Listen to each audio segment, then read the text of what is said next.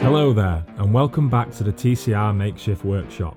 I'd like to call this a progress update, but it's a bit more of a learning curve and a budget fabrication, which includes cardboard cutouts, bending metal without a bender, and making the floor look something alike.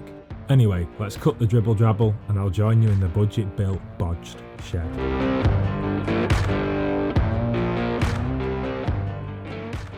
Welcome back to another episode, and I'd just like to say, obviously with all this coronavirus stuff that's going on, I have been put on furlough leave, which means I'm on 80% of my salary until the foreseeable, so I'm going to be spending all my time tackling this car. So it's actually a bit of a blessing in disguise, providing that I stay well, my family stay well, and everyone around me stays well. So the first thing we're doing in this one is we're going to spin the car upside down, because we need to fabricate some pieces of steel to hold the front end of the floor into the slam panel. So let's spin it.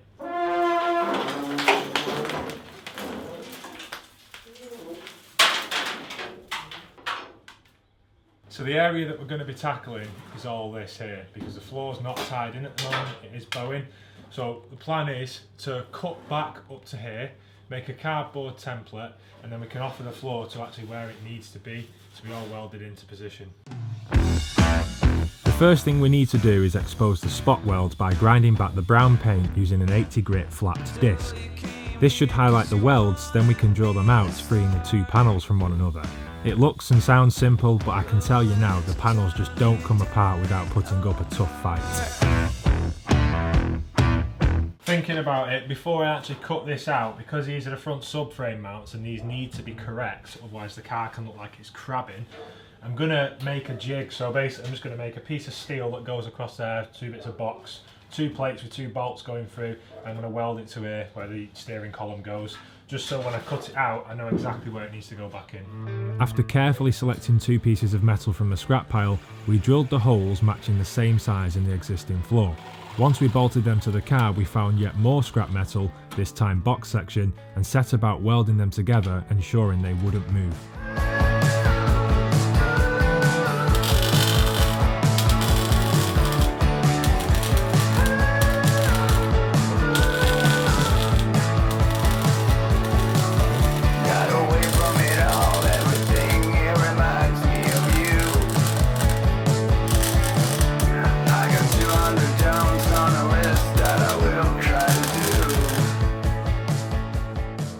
Now all this is welded in place, my plan is to cut behind, obviously, and cut down there, unbolt it, and at least we know exactly where it's got to be when we slide the new piece of metal in.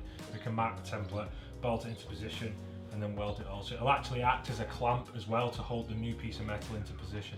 I've made a cardboard template, and the idea is for this piece of metal to be bent and folded there. It's going to snug this line, so let's just get it all lined up. It's going to snug this line, and it's going to transfer off this line, follow to where the floor is going to fold, tighten it to this bulge, tucked into the corner, and that's going to lap onto there, and it should all be welded in. Once this is in position, we will drill the two holes for where the subframe is going to be bolted. We'll bolt it in, that'll clamp it into position, we'll adjust it, and then we'll tack it into position. So we'll transfer this onto a piece of metal, and then we'll cut it out, offer it up, and then we'll cut through both pieces of metal on top of each other. That way it will leave the perfect gap for me to use my butt weld clamps. The reason these tasks take so long is because of all the scribing, fettling, cutting and trial fitting. Oh, and because I can't help but throw the odd cheeky shot in here and there. Smooth, I know. You have no idea how many takes it took to get that right. So with a whip of the grinder and a sand with a flat disc, the fabricated piece was ready to be fitted. Right then, ladies and gentlemen, now I've made the piece and cleaned the ends up. I was hoping I'd be able to just draw on this and cut another one for the other side, but it's actually not long enough, so we'll have to repeat the process off camera so I don't bore you. So basically, this piece now roughly sits where it needs to sit. However, I don't want to bend it by just guesstimation. So what I'm going to do, we're going to unbolt these bolts, because we know that that's roughly, well, pretty much bang on and can't move. We're going to slide this underneath, get it where it needs to be, mark the holes, head over to the pillar drill, drill the holes, come back, bolt it in, cut round it, and then weld it in somehow. It's great when you're an amateur at everything, isn't it? And this is the first time. Yeah, so go easy in the comments. Anyway, let's unbolt this.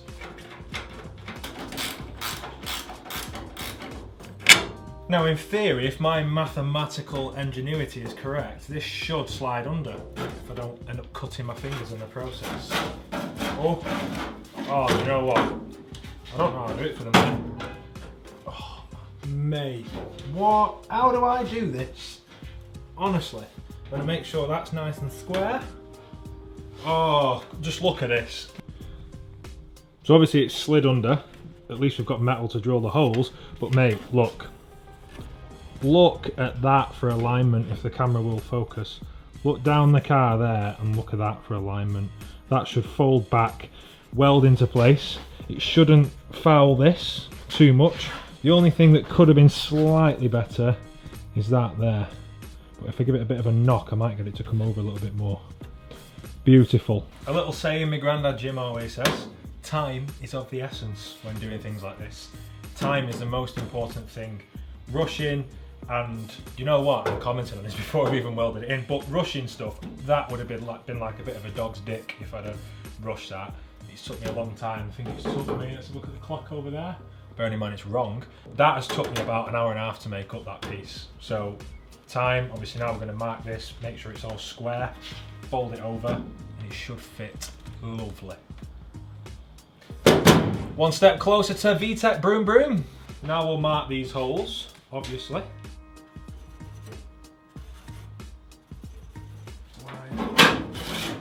Over to the bargain drill. And if I haven't mentioned it before, pillar drill, bargain, Aldi, 60 squidge. It might only do a few little holes in thin steel, but it's better than me having to try and do it straight with the old DeWalt. So, Aldi mate, 60 quid, absolute bargain. That's why it's called the bargain drill. Now, let's slide this in again. Might be better doing it from the top.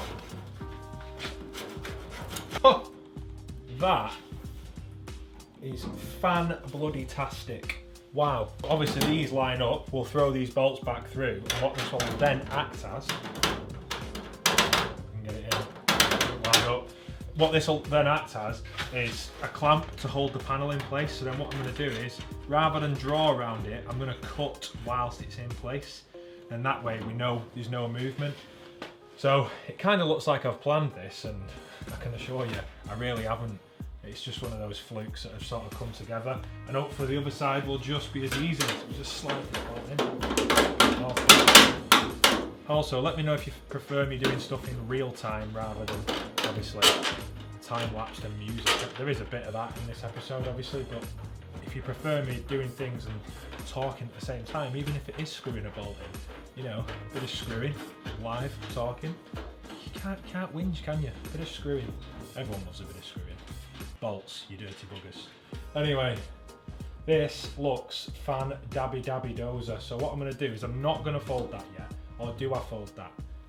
I think I do, because it might give it a shape. What do you reckon? Do I fold it or not? Awkward one this. I'm going to nip it up with a spanner to ensure it doesn't move. Just rest the car back in its angled position. Spanner, 13mm please. Grab you.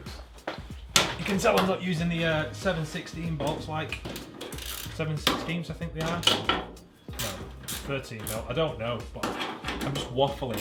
And that is not going anywhere. Oh, brilliant. Like I say, that could have been a bit better, but I'll be able to hide that behind the seam. And now we're going to offer the grinder up, cut across there. This will be awkward to cut, obviously, but we will figure a way around that somehow. Just before I bend this over, because that's obviously not fixed and it is there, I might just whack a self-tapper through that. It won't matter because that hole can be plugged up afterwards and it'll be behind the metal that's being cut out. That way when obviously I fold it over, I know it's not going to bulge out and give, because you need to keep it tight so it hugs this bulge in the floor.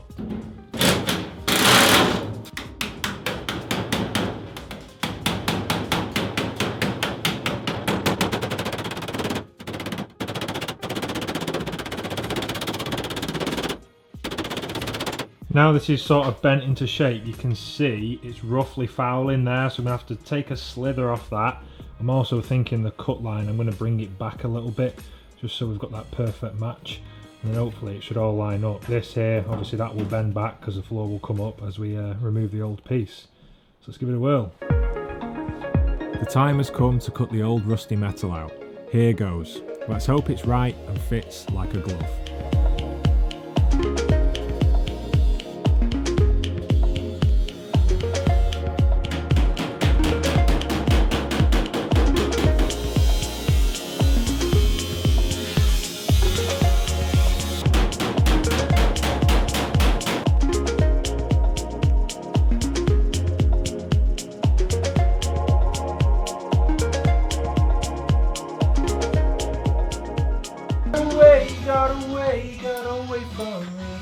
Right, so this is the time when days like this are absolutely amazing, when you can just crack on with a radio on and absolutely get your jiggy on. What we've done here is I've just offered it up again and it fits beautifully. We're just quickly going to get the panel out. If anyone's wondering what these are, the butt weld clamps, you could probably make some out of box section and some flat iron, but it's probably quicker to just buy some.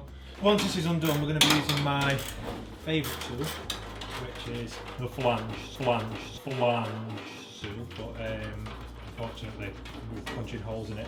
I've marked out on this piece of metal where we're going to punch the holes with a ruler because I'm anal. I've done them at even spaces, I've done them at every 20mm apart. It's probably not enough, or it's probably excessive to all you nerds out there that are going to tell me that I'm doing it wrong, but like you say, every day is a school day. You can see I've marked all down here. Ooh, tight, very tight. Push that in. Right, so now what we're going to do is I'm going to start up there and go, and that literally just punches a little hole in. So if you want, what I'll do is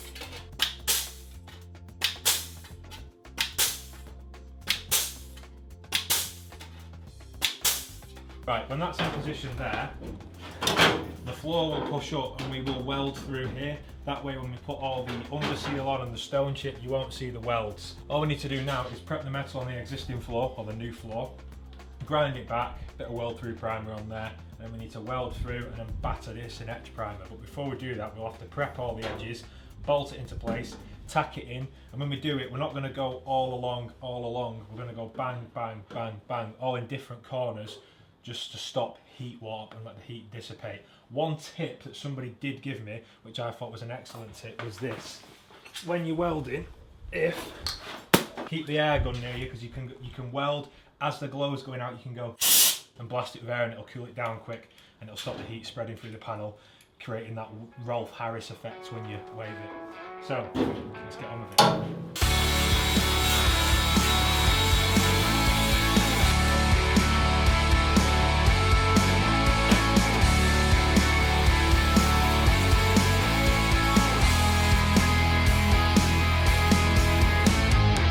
Do you know, it's times like these I'm in my element.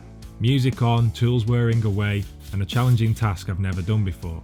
The great thing about having a go is you are learning by your mistakes. And so what if you cock it up here and there? You can rectify it and make it right. I'm a huge believer in throwing yourself in at the deep end, and with hard work and determination, you can conquer any task provided to you.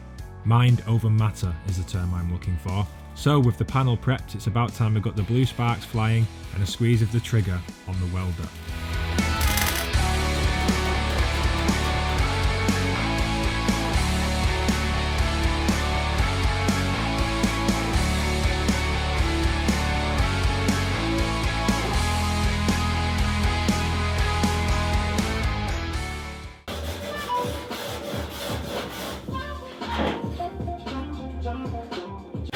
So we're still here at this time of the day. Sadly, it's turned to beer now, rather than obviously cups of tea and coffee. We've had so much fettling to do with this, it's been ridiculous. It seems simple, just putting a piece in. And the hardest bit about it is I've not got any metal formers or folders or anything, so I've had to fold this piece by just bending it round what was already there and hitting it as I'm welding it. And to say the least, to say I've never really done bodywork to a certain extent, I'm pretty pleased with the outcome of that. I feel proud of what I've done there, to be fair. I'm not to sound big-headed, but I didn't expect it to turn out that way. So that's where we're up to with this. It took all day. Tomorrow I'm back in the garage. I've got to do the same on that side, which I'm not going to film because, again, the process is boring. But what I will say is there'll be more episodes to come on this, because I've got 3 weeks off minimum because of this furlough leave. and I'll be in here making good progress, getting ahead of the game, and hopefully giving you a bit of content to the channel. But remember what I said, let me know what else you want to see, drop it in the comments, and we can look to work in to do something. So with all that said, stay safe in this current crisis. Enjoy doing stuff like this if you're going to be at home like me for the next 3 weeks. And yeah, I'll catch you in the next one. Cheers.